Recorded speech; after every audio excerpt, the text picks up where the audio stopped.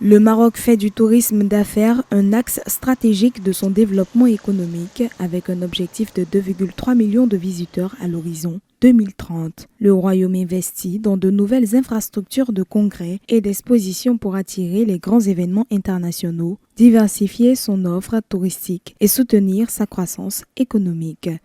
Madame Fatim Zahra a mis en place une politique audacieuse de construction des infrastructures pouvant attirer les touristes d'affaires, les touristes de conférences et des expositions. Parce que c'est un segment qui a de la valeur ajoutée et qui permettra que le secteur touristique marocain ne puisse plus ne dépendre que de la saisonnalité. Alors pour cela, il faut non seulement la construction des infrastructures d'accueil et de transport, mais en plus des infrastructures idoines pour ce genre de tourisme. Le tourisme d'affaires occupe une place centrale dans la feuille de route touristique du Maroc. Selon la ministre du Tourisme, Fatim Zahra, à mort, ce segment à forte valeur ajoutée favorise la promotion des destinations et réduit la saisonnalité de l'activité. Le pays dispose actuellement d'une capacité d'accueil de 130 000 places dédiées aux congrès, conférences et événements professionnels.